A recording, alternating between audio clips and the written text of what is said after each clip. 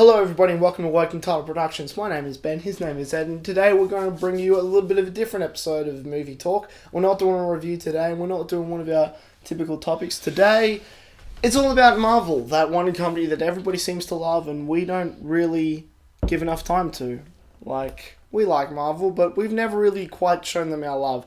Today is different. We're going to show them our love. We're going to do our rankings for the various MCU films. Now, we are filming this before Doctor Strange has come out. If by chance you happen to... No way.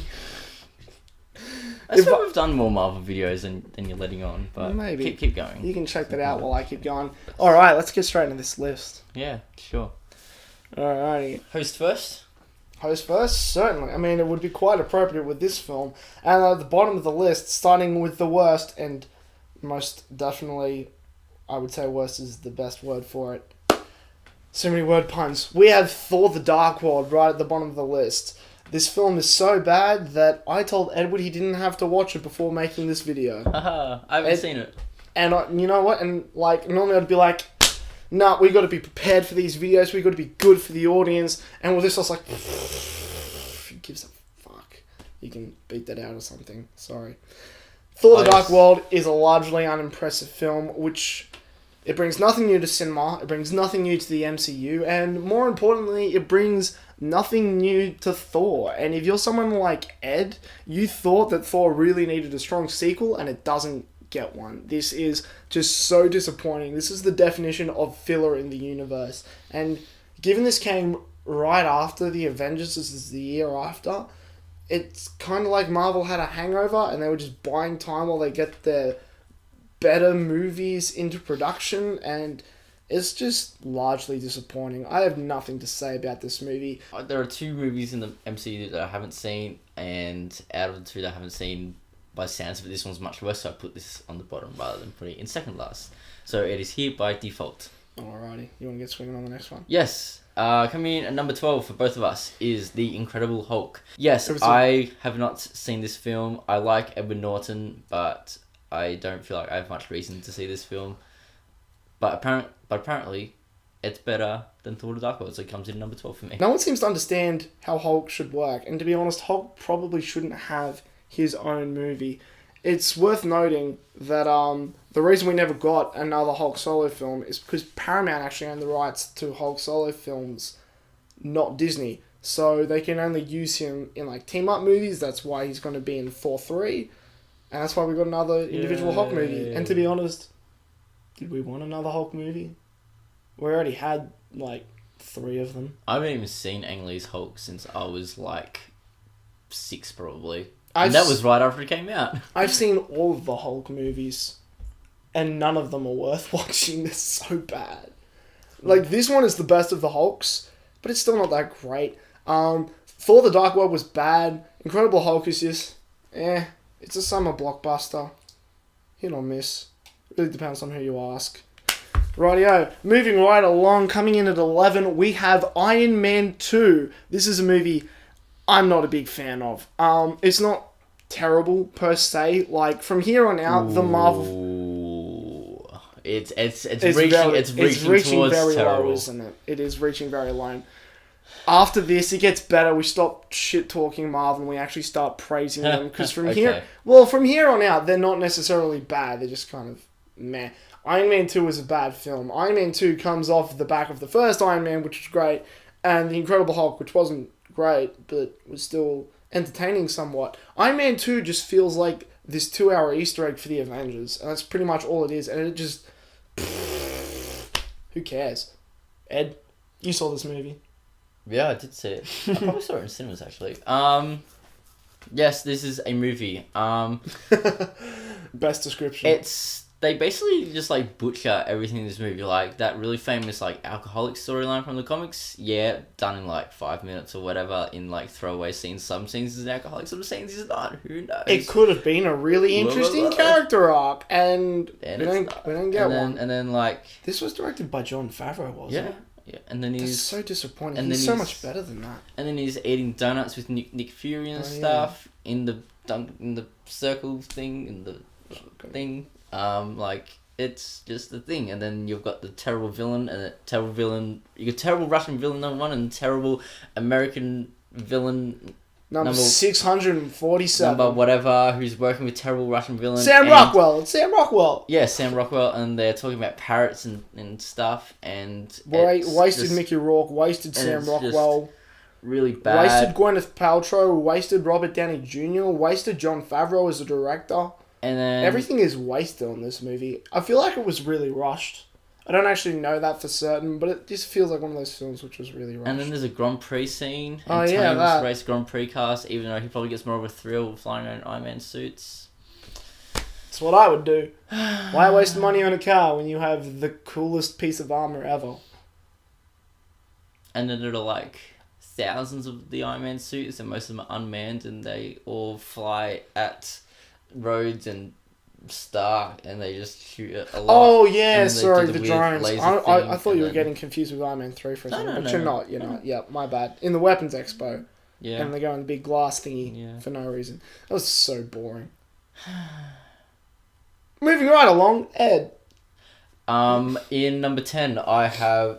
So this is where we start to get different. Yeah, we start to have different. In fact, opinions. very different. Like I'm looking at this now. Like I have a film that's way higher than like where you have it. Like it's really funny. In number 10, we have Avengers: Age of Ultron.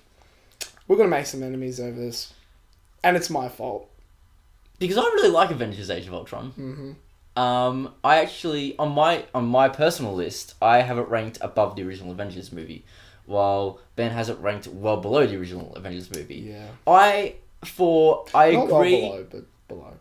I mean, three slots below, enough to push the original over the sequel in the overall ranking. True. Even though there's like a lot of really really bad stuff, in Age of Ultron that I could see, like even on first viewing, like in the cinema, like walked out of it and I was just like, why was Natasha and Bruce a thing? Why was Thor's little spa thing a thing? Why was... It's a rock pool, Ed. It's not a spa. God. Whatever. Why... You're right. Why was... the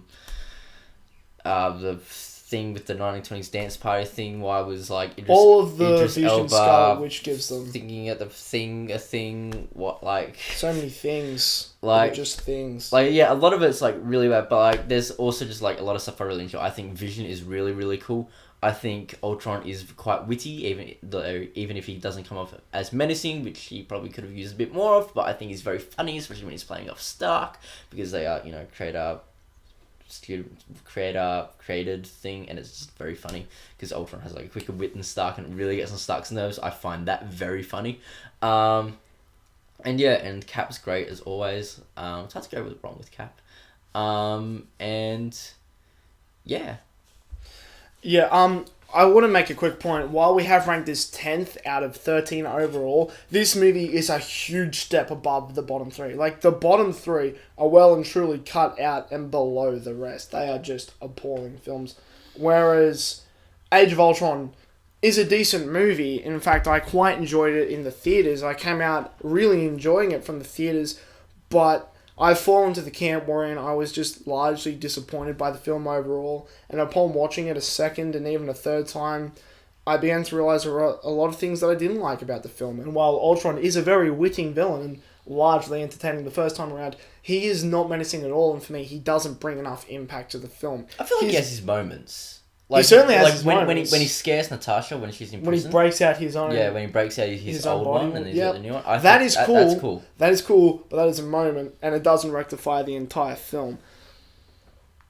Ultron doesn't do it much for me as a villain. This movie is perfectly serviceable, summer blockbuster, but it lacks all of the magic that the first Avengers movie had.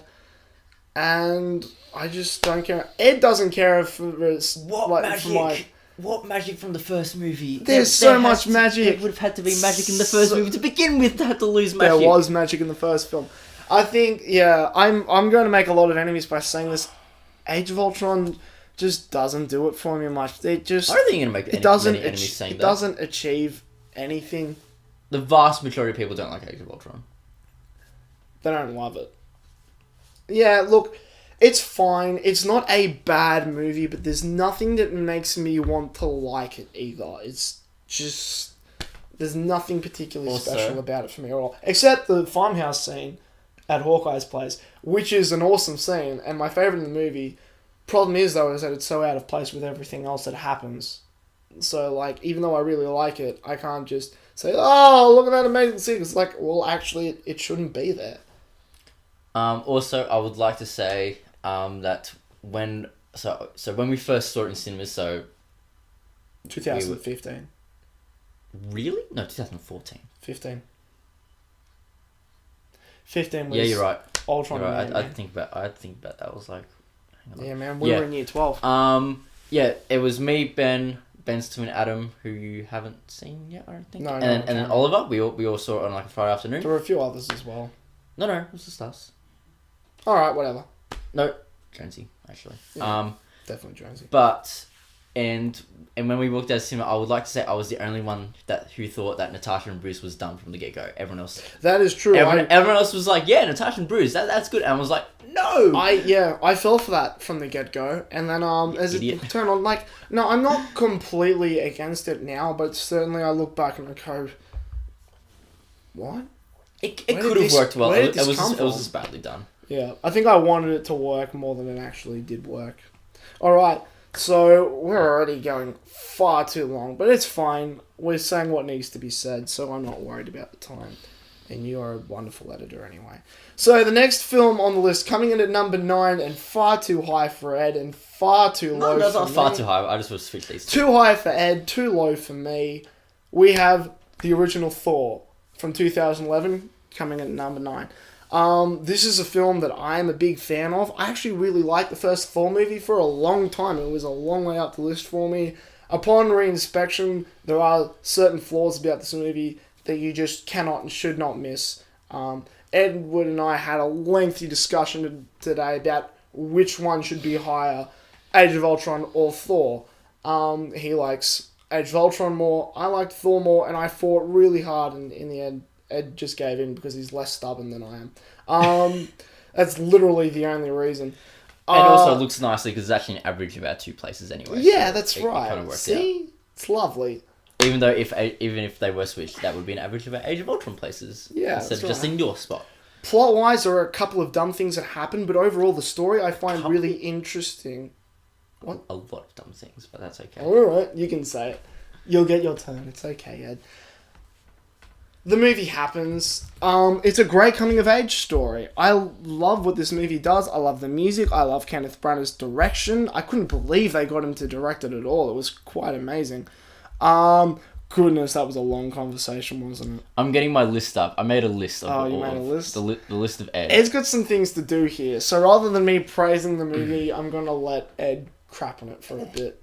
Ed, Number 1, do your uninspired direction and cheap-looking CGI for Asgard. Asgard just looks bad. cheap CGI. Looks You're absolutely so right. Didn't have bad. the budget. Looks It didn't have the budget that So most of the bad. MCU films had. 2, the writing is pretty bad and cliche, and the Asgardian performances don't help to hide that because they all sound like Shakespeare characters. Yeah, you're right. Hiddleston and That I agree with. Hiddleston and Hopkins are both really good in this movie. I Though. like Hemsworth as well, personally. He's fine. He's got charisma, but it's kind of one note That for the most part. all-natural Australian charisma. Exactly, and of course Idris Elba is also very good, but it's hard not to be when you Idris Elba Yeah, seriously, exactly. guys. He's the best. Number 3, all the human characters are pretty uninteresting and don't really add much to the movie. They're just boring. I I argued- don't care about Do you them. mind if I say what I said? Yeah, you can say that. So, look, personally, I believe that Jane Foster is a really interesting love interest, not only because she's not generic damsel in distress. No Marvel love interest really is. They're all powerful, strong females.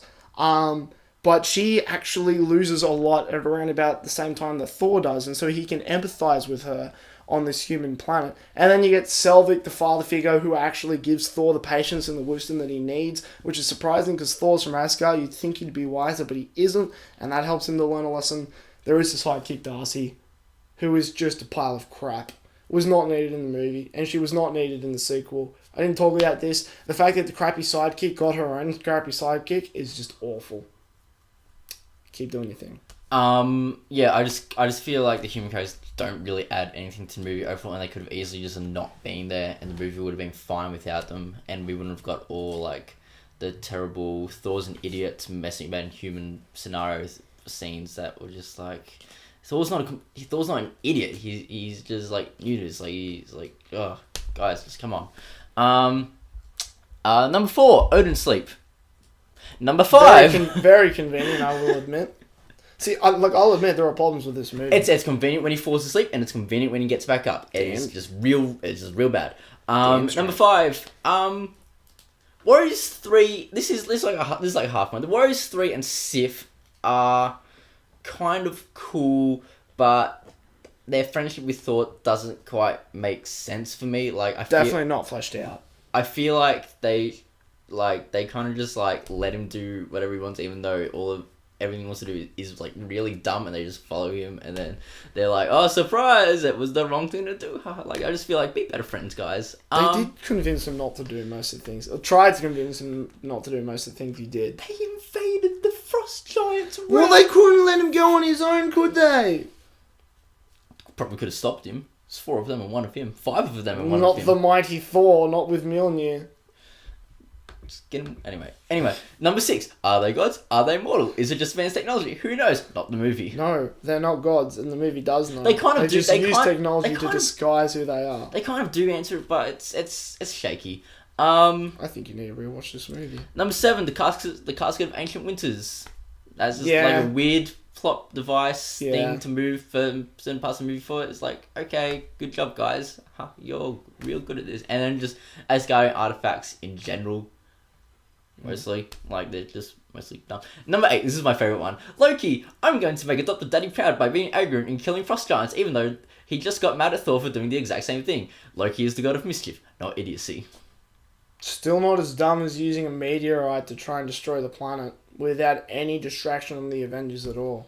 9, Hawkeye is criminally underused and shouldn't be in the movie. Yep. He should be in Iron Man 2 instead. Damn That's a much better fit for him. him. And Scarlet Witch, Black Widow together, that would have been awesome. Yes. In fact, where's their movie?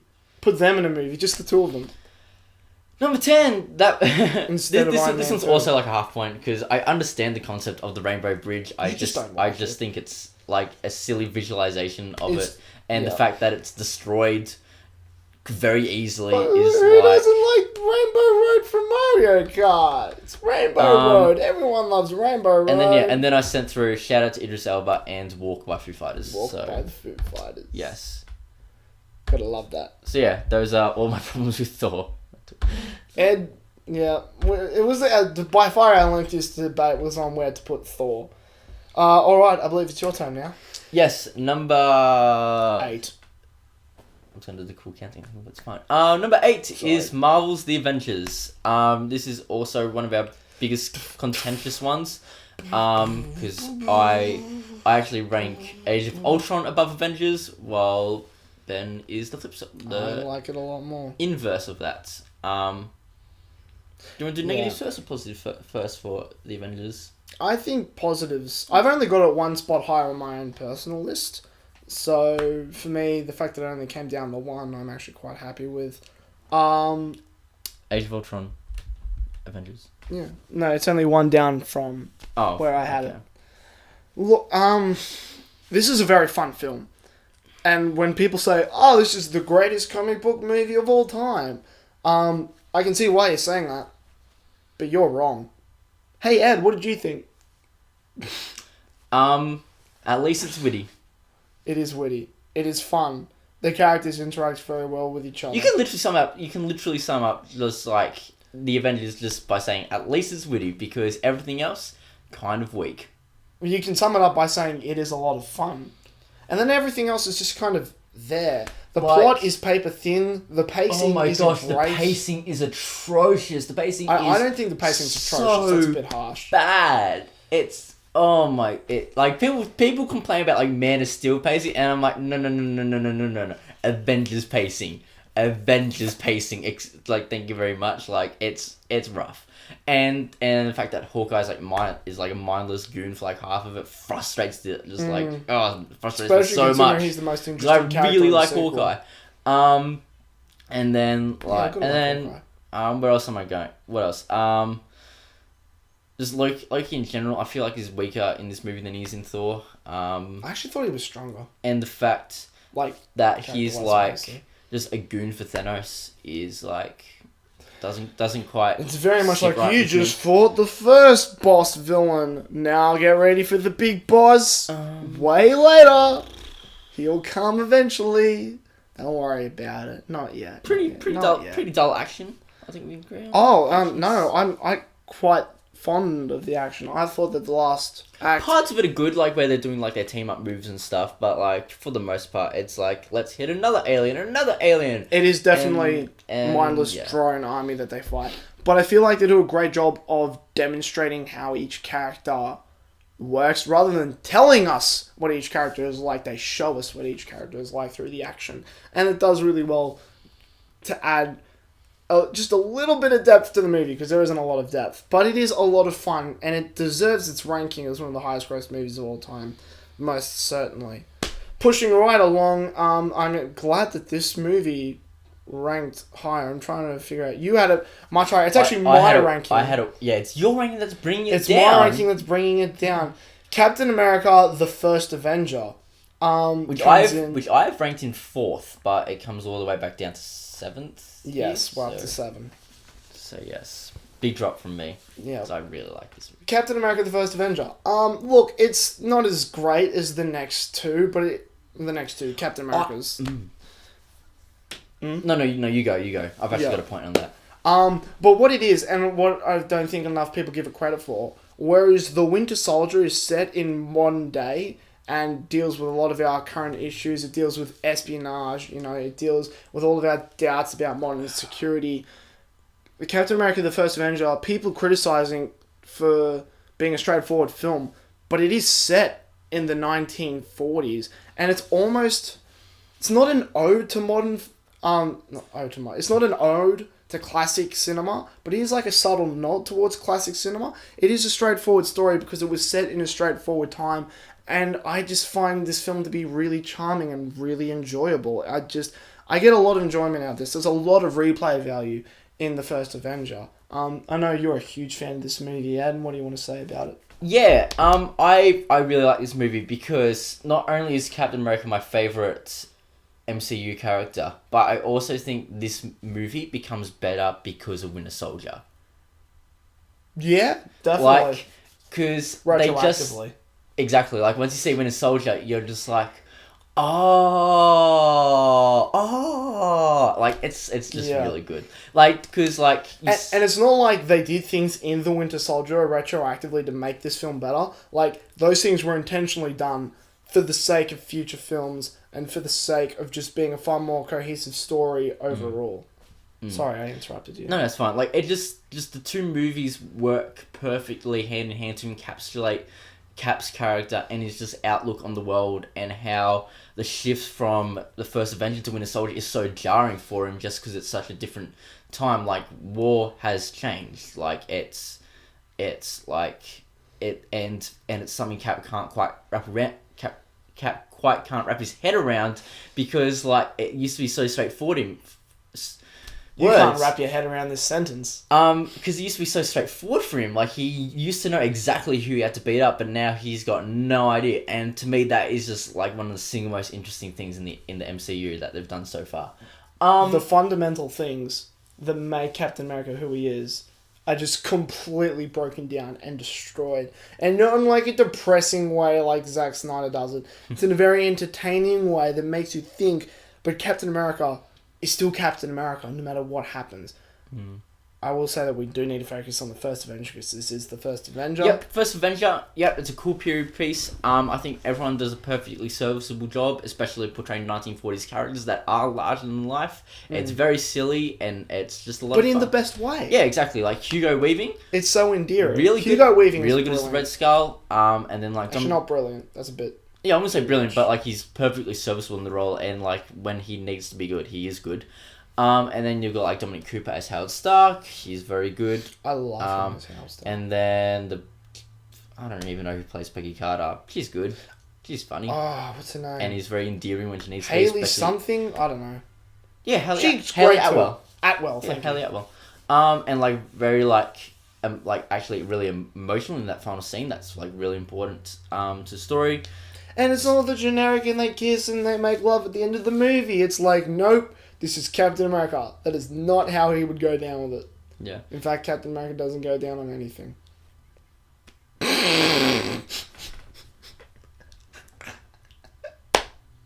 Hey, Ed, do you want to get to number 6?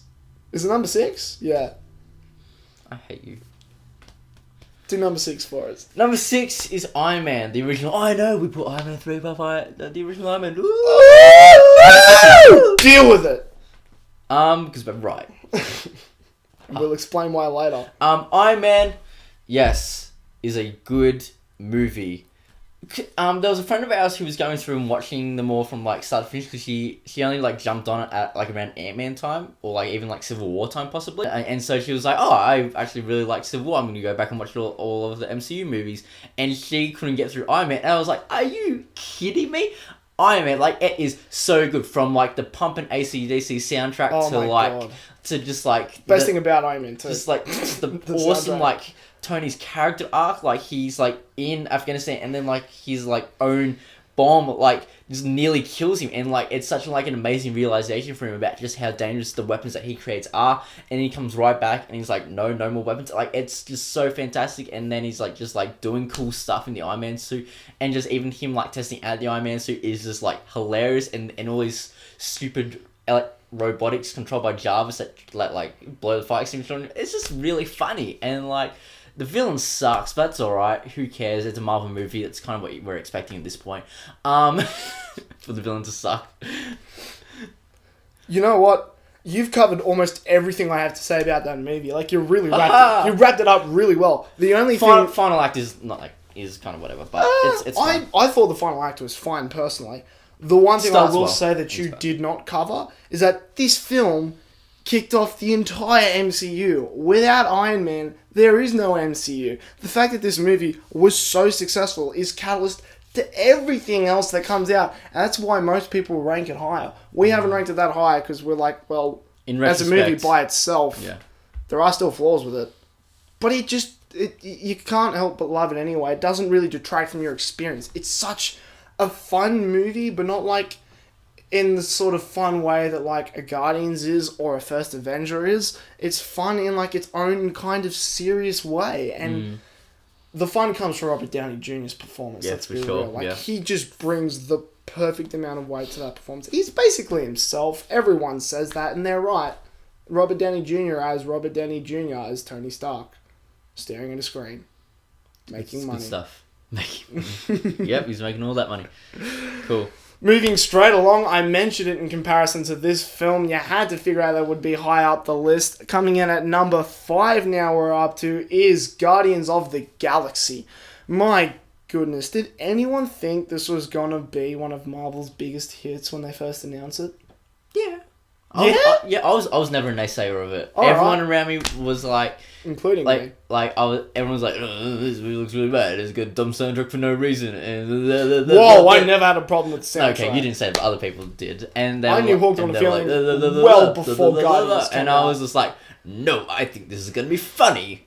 And I was right. And like, I still listen to the soundtrack to this day. Like, it is a lot of fun, yeah. There is not one song that soundtrack is not on my like main music playlist I listen to when I'm driving around. Like, the soundtrack is like, and we're filming this just as the teaser for Guardians 2 came out this morning. Of course, that's right. Like, it's so convenient, and that was a pretty good teaser actually. Like, that Drax line, really funny. So much fun. Again, forgettable villain. Oh my gosh, so bad. But that's just about my only problem with this movie. I mean, it's not actually forgettable villains. I think you'll find both Nebula and that's right. Ronan. Yes, Ronan the Accuser. It's bad. Someone the something. They are certainly the worst parts about the film. This film would rank higher if it had better rewatchability. As it stands, yes. I've only watched the film like 4 times. Most people say, I've watched it like 12 times. I've watched it 10 times. I've only watched it 4 times. I actually find it really hard to rewatch this movie. It becomes significantly less funnier the more you watch it. Which is why I've only rewatched it a couple of times. Because I don't want to spoil what is fun. Like, what is really, really good. That said, knowing that there isn't quite the rewatchability that these next films have, it's so low on mine. Yes, it is much lower on Ed's. It's pretty low on... No, we had it in the same spot. Yeah. It's just that other films, our scores were drastically different. Yeah. And it actually jumps up a spot. Yeah. Which is probably fair enough. Like, but on rewatchability, we had to pull it down a bit. Rough, yeah. But it is so much fun. It's so colourful. It's so enjoyable. People call it the combination of Star Wars and Star Trek with Marvel flavour in it. I don't know what that means. I haven't seen Star Trek.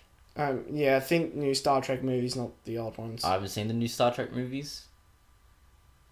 Anyway, let's get on to number 4. I wasn't finished. Oh no, I'm sorry. Do your thing. I would also like to give a very special shout out to the art direction in Guardians of the Galaxy, because a lot of the costume design and just the set design and design for just all the the random extras around the place is really, really good, and especially on that opening planet where they all look pretty rich and stuff and upper class. Nova, that's the one. That's not the name of the planet. Nova Xandor?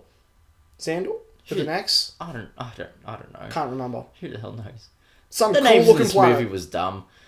No, but the best kind of dumb. Like, just, especially on that planet, I thought it was, like, really solid. And just, like, the way to differentiate all the planets as well. Like, the prison ship was awesome. The mining colony was pretty cool. No, with a K. K-N-O-W. Yeah. It's great. It's great. Yeah, it was all pretty good stuff. Yeah, absolutely. Chris Pratt, what a revelation. Yeah, he was alright in it. Oh, alright. I'll see how it is. I think other people were better in that movie than Chris Pratt was. But, like, he did a good job of carrying it. But everyone else was good as well. Let's push along. Sure. Number 4 is Iron Man 3. Deal with it.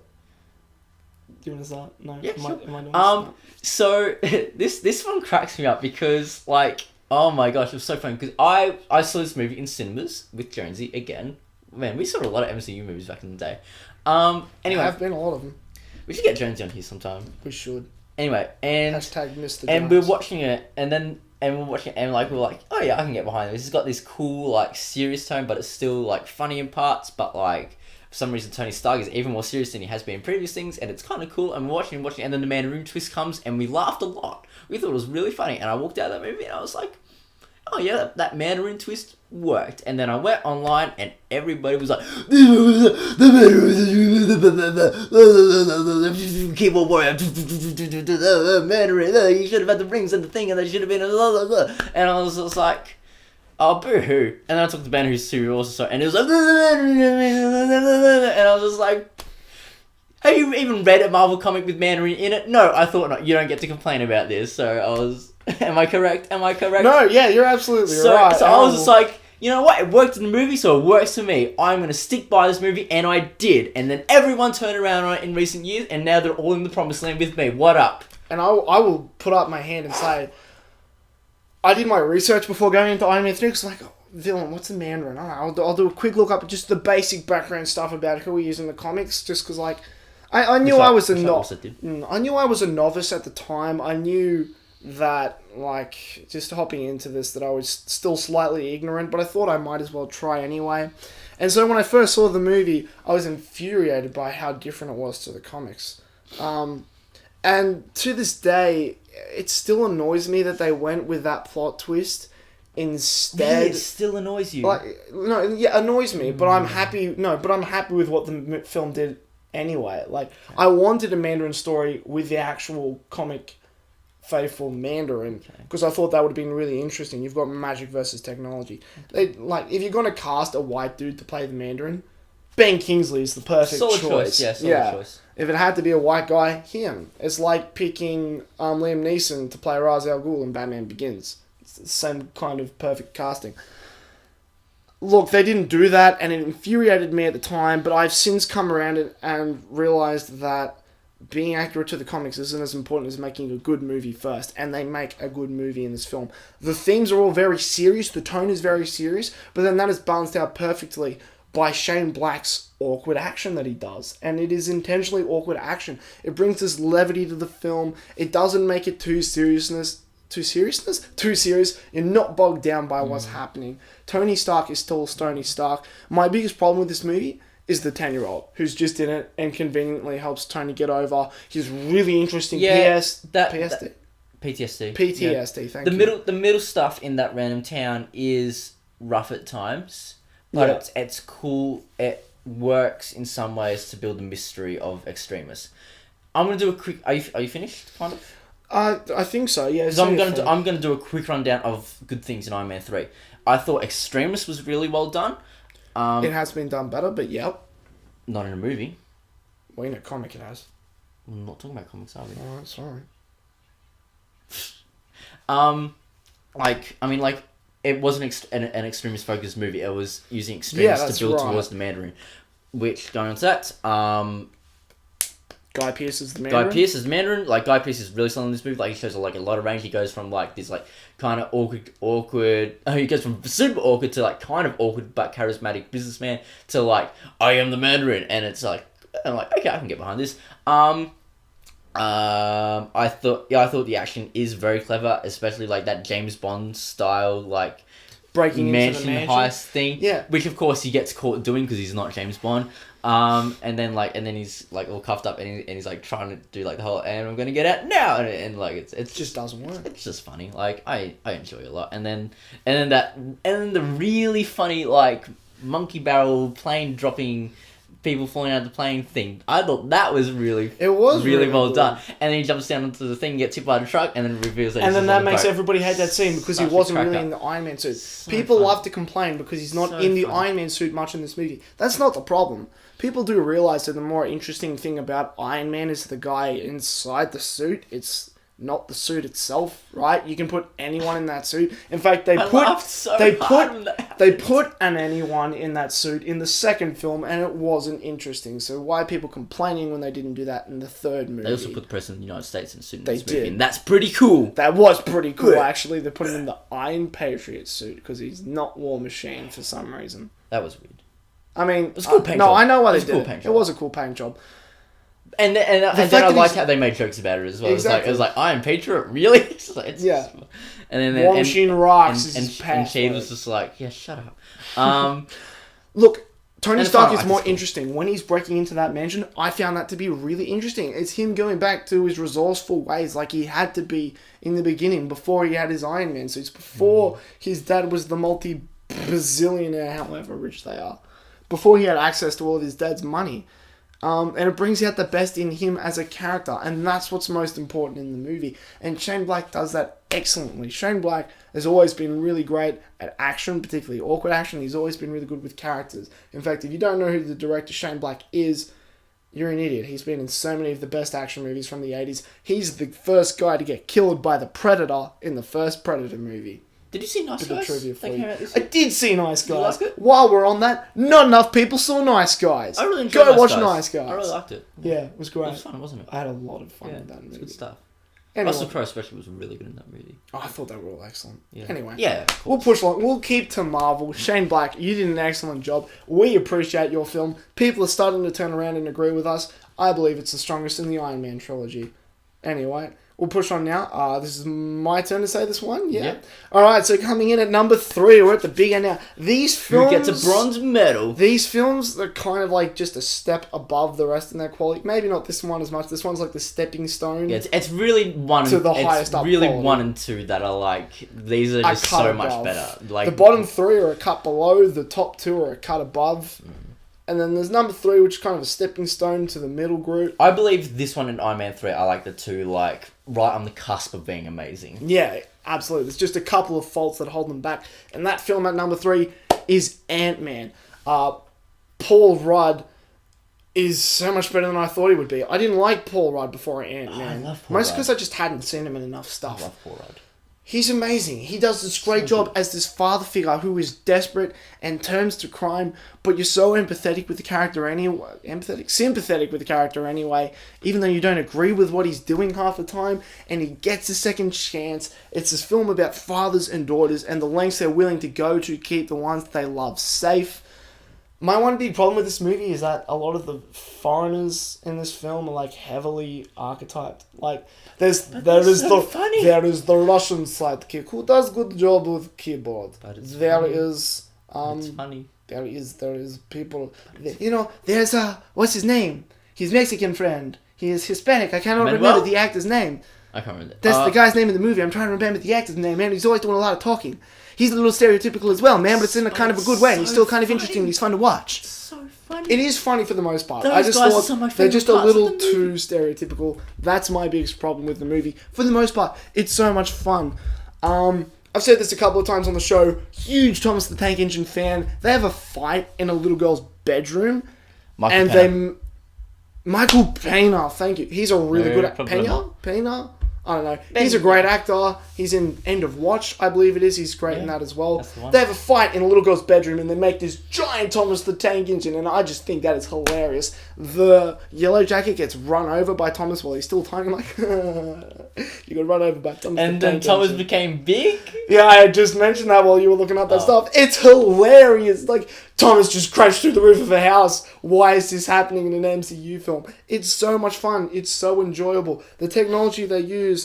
I'm trying to remember the actor that plays Hank Pym. Michael Douglas. Thank you. No problem. Michael Douglas. Michael Douglas is amazing as well. I'm such a huge fan of Michael Douglas, even more so for having seen Ant-Man. I'm going to catch my breath for a bit. You want to take over? I think the action is really, really clever in this movie. They make really good use of Ant-Man and Yellow Jacket's powers to make some really interesting fight scenes. And even when Ant-Man is just fighting normal goons, I think it's really clever. Like when he's running along gun barrels. And they somehow managed to top it in Civil War as well. Amazingly. But just the action is really solid and snappy and really well directed and stuff. Everyone's complaining that Edgar Wright didn't end up directing this movie. We do have a friend who has never seen Ant-Man because Edgar Wright didn't come. His story is still there. You can see him seeping through into this movie still. It's just done by a different dude. And people want to hate Peyton Reed for coming on to direct the movie. It's he did a really good job. The movie was there to be directed. I'm gonna make a big call. That's business. I'm gonna make a big call. I'm gonna say this movie is better because of Edgar Wright not being the director. I won't go that far because you never know what someone would have done with a film. But I will say, we need to wrap this up real soon. In terms of action, I just kind of feel like Edgar Wright can sometimes be just not quite on the ball. Sometimes, yeah. Look, I don't want to get into that debate, but what I will say that Peyton Reed does an amazing job to come onto this project the way that he did and pull off the film that he did. Is incredible, and the dude deserves serious props for that. He also gets Evangeline Lilly's character as perfect as well. She's coming back as the Wasp. Her name is in the title of the sequel, which is coming out sometime down the road. I don't know. 2018 probably. And even though there are scientific plot holes, you just don't care because the movie's just good. The tank, that should weigh as much as a tank does, even when it's in keychain form. But you know what? You let that it's a cool moment. Go. And it's a good movie. You let the technical things like that go when the film's characters and story are more interesting. You don't let it go in a film like Thor: The Dark World when Mjolnir should just pull down an entire freaking coat hanger. Number 2 is Captain America: Civil War. Ooh. I actually don't have too much to say about this movie. I mean, I think we've covered in previous reviews. Go watch our Civil War review because our thoughts haven't really changed from them because I rewatched it few weeks ago, probably by now, and I was like, "Yep, movie still good. Good job, movie." It is still good. I watched it a couple of times. I watched it 3 times in theaters. I've watched it. I watched it so many times. Twice since it came out on Blu-ray, so that's 5 times in total now. It's still a great movie. I have no fatigue from this film. It has incredible rewatchability. It works so well off the 2 films that came before it. I will save this comment for when we finish up, but anyway. No, you do your thing. Just the fact that it manages to balance so many different characters, yet keeping a focus on Tony and Steve. It's just it's just very commendable, and you're like, good job, movie, good job. Because it's not that the other characters are just there; they actually have their own character beats and growth to be had. I want to give a particular shout out to Scarlet Witch, who's quite weak in Age of Ultron, quite frankly, who is one of the more compelling characters in Civil War because of her interactions with the Vision, and the fact that Vision doesn't realize that he is as much as a monster as Scarlet Witch is, which leads to Rhodes. Hang on, can we spoil it? Yeah, let's do it. Spoilers. Which leads to Rhodes nearly dying. And I think that's a very poignant moment and a moment of character realization that's really important for the movie. And it's just little things like that. It also helps Steve and Bucky to get away. Yeah. But it's done so well. It's not just convenient. It flows with the story. Exactly. You totally buy it. And there are so many of these little character moments that just work and just build up to just this amazing big thing. You can say that the villain is a little bit weak. I think he is probably slightly weak. His plan all comes together very conveniently, but at the same time, the performance itself is fine. Like, he's a good actor. Daniel Bruhl? Yeah, Daniel Bruhl from Inglourious Basterds. He's probably better in Bastards, but that's not the point. Can I just quickly say... No, actually, you finished. And yeah, like, just this movie from start to finish is just like, oh my gosh, how did they get this so right? Because, of course, everyone wants to see, like, a proper, like, page-to-page adaptation of the original Civil War.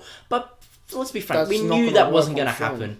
And just the fact that they were able to give us something that worked so well in, like, with the name Civil War was appropriating just like, what we were giving in the comics. Was just like,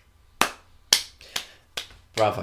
I will bounce off on that and say that this film is a freaking miracle. To not only appropriate the comic the way it did, because it's a very loose adaptation. Spider-Man. I'm going to get to that, don't worry. It is a very loose adaptation of the comic book, but that said, it still manages to keep the fundamental ethics of what made that comic book work so well. This is a Spider-Man origin story, a Black Panther origin story, the third installment in the Captain America franchise, the 10th installment in the MCU franchise. 13th. This manages...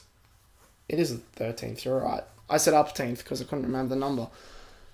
This is a sequel to Avengers Age of Ultron, and it's a good sequel to Avengers Age of Ultron. It's a good sequel to Captain America the Winter Soldier and the First Avenger. It's a great installment into the MCU as a whole. It rounds out that trilogy perfectly, and that sets up all of these other films to come as well. This film pulls everything off. Iron Man gets one of his more interesting character arcs throughout this entire franchise. Actually, probably his best character arc. It's not even his own movie. It's not even a shared Avengers movie. And this is still, above all of that, first and foremost, a Captain America movie. He still shines the brightest. It's still the most interesting character. Everyone works so well in this movie, particularly Steve Rogers as Captain America. It's just... the Captain America trilogy is like just one of my all-out favourite trilogies. It's like really on point. And I can't remember who plays Bucky, but whoever plays Sebastian Stan. Yeah, Sebastian Stan shows a lot of range in this movie. He's given a lot of different tasks to do, and he pulls them off with ease. Like he's like when he just flips. It's just like he's just good. And like I love like robotic. Bucky like mindset like really cool because he just like has no shits about fighting people. Like he like power bombs Scarlet Witch through a table, and I'm like, yeah. And he's like fun because he's brainwashed. He doesn't know who he's fighting. Like he's fighting with no holds barred. Like and like he's not pulling his punches like he might have been earlier. And that's why I'm okay with Daniel Bruhl's character being the way he is, because he's not the menacing villain of the film. The Winter Soldier is the menacing, frightening villain of this film. And the fact that there's the threat of, 4 more Winter Soldiers is also kind of... 5 more. 5 more Winter Soldiers is, like, almost in itself a villain. Yeah. Even though... That's one of the things I don't like. That would have been awesome to see if they had survived. But I was bummed out. Like, happening. It could have been a cool story for future movies, but... Maybe. Because it's a cool concept. And then, of course, there's the revelation at the end that we won't spoil. This is this amazing revelation at the end of the film. Works so well, ties the whole film together. The only thing that stops this from being my absolute favourite in the entire franchise, because it balances everything so perfectly, is the fact that the third act doesn't quite have the same impact that the second act does. Like, it is more personal and more interesting, but it just doesn't have the same gravity to it, because there are just less characters there. It's that simple. That is why number 1 is Captain America, the Winter Soldier. Is there really any surprise? This film is so high in quality. I could not believe it when it came out. It's completely reversed my opinion of Captain America. It totally turned me around and made me believe in what this character was, and I realised he's actually very similar to Superman, who is my all-time favourite. And I realised, this guy's got the same fundamental character traits. I should really like him more. And now I do. And it made me go back and appreciate the first Avengers so much more, like we already talked about. This film has got so many layers. The direction is perfect. The cinematography is perfect. The score is cool. The Winter Soldier as an enemy is amazing. The plot twist, which is already kind of spoiled because we talked about Civil War, is incredible as well. If you haven't read the comic book, that's something that's crazy to you. If you have read the comic book, I can't speak from personal experience, but most people I have talked to have said they're amazingly satisfied with how well that was pulled off. This film gets everything right. Ed, do your thing. The action is so good. I Like keep losing my breath. even like just like that initial like fight sequence, like boat sequence where they drop into the boat and they like take everything out It's stealthy. awesome. And then he fights the dude with the kicks. Like the guy's really good at kicking. I can't remember his name. And he's played by a UFC fighter. Everyone loves kicking like, in this movie. But like that fight scene in itself, like coming so early on, as like you watch that and you're like, oh my gosh, this is an amazing fight scene. How are they gonna do this for the rest of the movie? And then they do. They do better for the rest of the movie. And like Falcon's really good. Hey Cap, how do you know who the bad guys are? If they're shooting at you, the bad guys. And then like it's just such a simple approach to such a convoluted problem. It's like, and then Captain America just has characterization. And like Falcon is amazing. Like Anthony Mackie is so good. He goes from like being like this like veteran who wants like nothing to do with it, and like just like and then being like totally inspired by like Steve Rogers because he's back. It's like amazing. And then they reunite with Peggy, and it's just great. We didn't even talk about Peggy. Peggy! Like Peggy! Like, oh my god, this movie. And then Robert Redford's character is like amazing. Like we get his turn, Nick and then Fury like gives his Samuel L. best Jackson performances. is like really good. Nick Fury gives his best performance. Samuel L. Jackson gives his best performance as Nick Fury. He's basically Nick Fury. Scarlett Johansson as Black Widow is her most interesting, I want to say. Goodness gracious me. This film gets good. Like this film gets almost nothing wrong. You can subscribe below if you want to see more content like this. Comment below as well. Do you agree with our rankings? You probably don't. Let us know what you would have done differently. Let us know what your own rankings are. We have a Facebook page you can check out. I'm getting tongue-tied. I really need to stop doing this now. Facebook.com/working title YouTube. You can tweet at us, at Edward Nike, at BenjWaters01. Guys, that is all the time we have for. We have absolutely gone over time today and we really need to stop. Thank you so much for watching, and we're going to get out of here, out of this boiling hot room right now. Thank you for watching. Have a good one.